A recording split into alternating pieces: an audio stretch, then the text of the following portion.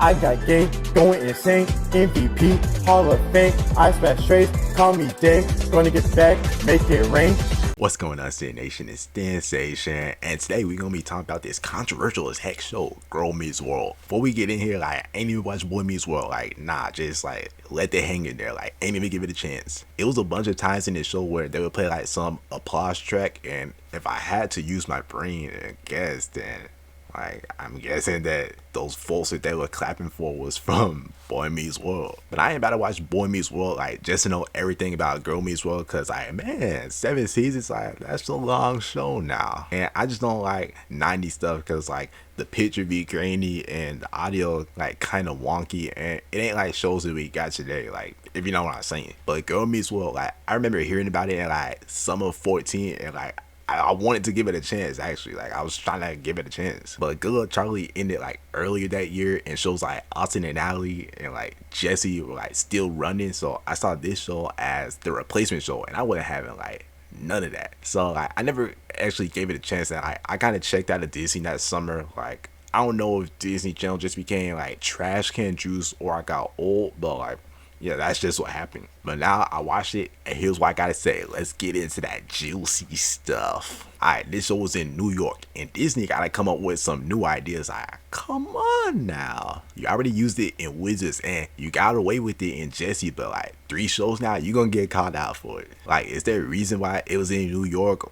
Was the original Boy Meets World there, or were they just using it for clout or dollar signs or whatever? Anyways, this was the spin-off show. It had Corey and Topanga, but this time around, they weren't the stars of the show, cause you can't be the main attraction every time now. They had a child, Riley Matthews, and we're gonna get on her head. We're gonna get on her dome when it's time. But for right now, Matthews, that just remind me of Wes Matthews, the guy that sold out my Lakers this year. Imagine being known as a shooter and a defender just to brick every shot and get blown by on defense all the time. Go and pack up your bags for Shanghai. Come on. But yeah, instead of the parents, it was about Riley and her crazy friends this time around. Maya, Rebel Girl, I actually bet that her and Lemonade Mouth Stella are sisters. They could share wardrobe and all that. Farkle,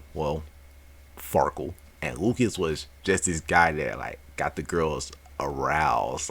Riley had a crush on him. But you see, they all had Corey's history class. He was a good teacher, but he was way better at teaching these life lessons, which actually make you wonder why this guy working at some torn and tattered rinky-dink school when he could be $1 million man with those type of life lessons, you know. But yeah, every day, someone had a problem, or there was just some type of problem, and it got spun into a life lesson. It was just listen to the theme song. He was teaching them how take on the world. That's really what the whole show was about. I guess my first problem with the show is the characters, they weren't just bad. They were hot dog water. Farkle, if you don't get this, rip off Oliver, even worse than Fletcher, off of my screen this instant.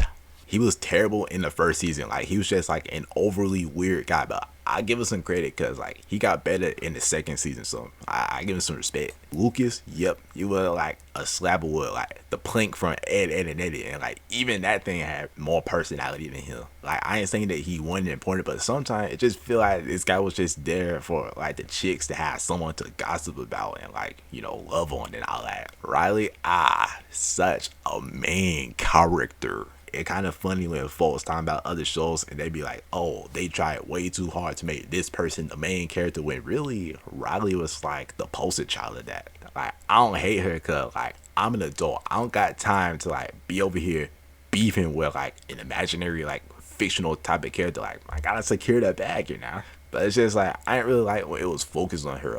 She wasn't no slab of wood, but she was so uninteresting, and she didn't really have much going on. She was kind of bland. The only good characters in this show was Maya and Corey. Maya was actually interesting, and I thought that since she was in a more desperate position than Riley, then she probably could have been the main character of the show.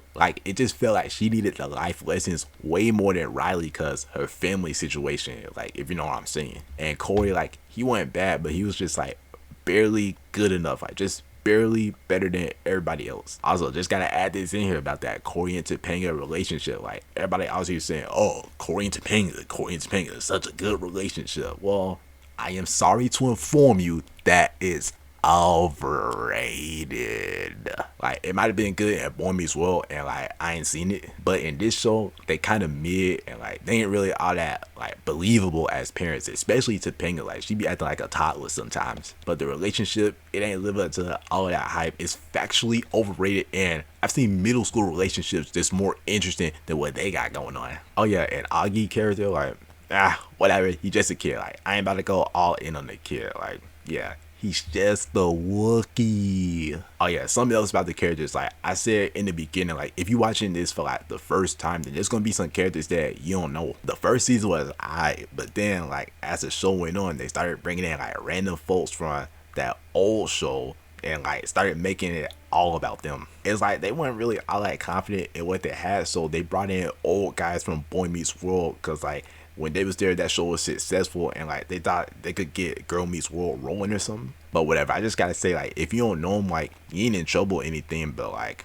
you know, you're gonna miss out on stuff if you don't watch Boy Meets World. So alright, now like I'm gonna answer the title. I'm saying like the reason why Girl Meets World was a hot mess, then like the reasons why I don't like it. So the main reason why this show was garbage can cheats was because the relationships, and we all know it. Season 1 was by far the best season of the show, but like not because it was like amazing or anything. It's just that like midway through season 2, the show became hot dog water mixed with trash can juice and raw sewage, all because those relationships, man. I can't even explain it. Like, you gotta go and see it for yourself. But the reason why I don't like Girl Meets World is because like the episodes and the lessons that they was teaching. One thing I would give Girl Meets World is that it was consistent. Like, it knew what it wanted to be. Like, every single episode it was teaching a life lesson, so I give it that. But the show was consistent to a fault, and it really like depended on what problem they was covering. Sometimes these episodes was actually kind of predictable, and if you look at like that description, you would basically know what the whole episode was about, so you can honestly finish this series in a day if you wanted to.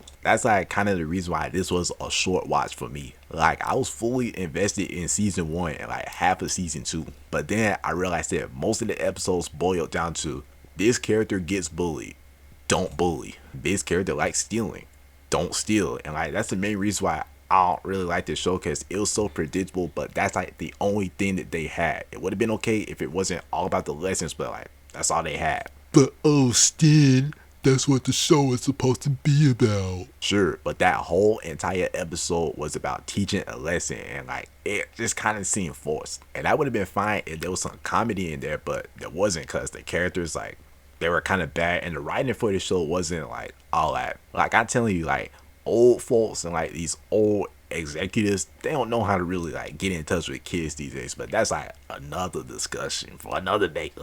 But yeah, like going back to the lessons, let's take a look at something like Good Luck Charlie. Like, it wasn't really like all about teaching lessons. Like, it was about like taking care of a baby. But at least in that show, like the lessons wasn't like the main thing that they was trying to focus on for like the whole episode. There was a lot of like interesting stuff that happened on the side, and sometimes the lesson that they was trying to teach was like in a side plot. It just felt like the lessons that they was teaching to Charlie and Good Luck Charlie, like it just happened like naturally. But in Girl Meets World, like they went all in on teaching the lesson and nothing else, and that's probably what the show was supposed to be. But like, you know, I didn't like it. Like, I never cracked a smile while watching it. It was like a boring watch. Also, I guess I never really liked the lessons because these were like coming of age type of lessons. I could see folks following them if there's like a kid in middle school, but I'm an adult. I've been an adult for some time now. I know just about every lesson that this show trying to teach. I didn't really like none of those episodes because like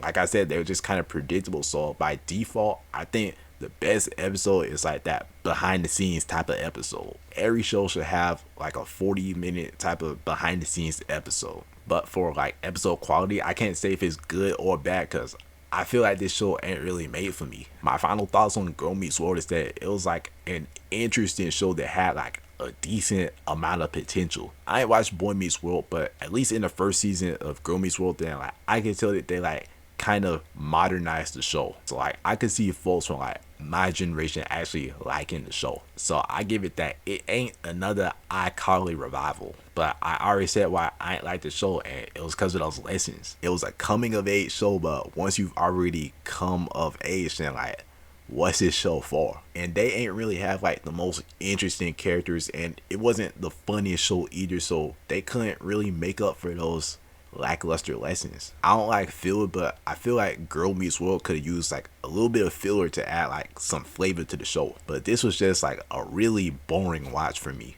I ain't about to give this show a rating because I probably gotta watch Boy Meets World, and like I'll just be honest, I probably ain't even in like the age range to like actually enjoy this show. But I am gonna say like this wasn't the best watch, and I ain't really like it. I thought that Disney was going downhill and running out of ideas when they released Ant Farm, but they came back with Liv and Maddie, and that was like a 10 out of 10 show. So no, they weren't going downhill. But we only going forward from here, so like down the line, if like stuff like Casey Undercover and like Bunk and Raven's Home ends up being like bad, then I'm gonna look at Girl Meets World like, hey, this is a show that started all of this. But yeah, that's just like what I thought about the show. What are your thoughts on the show? I did dislike to explain, but alright, it's gonna be the vid. My name's Stinsation, and we're out of here. Peace. Somewhere, somewhere, somewhere.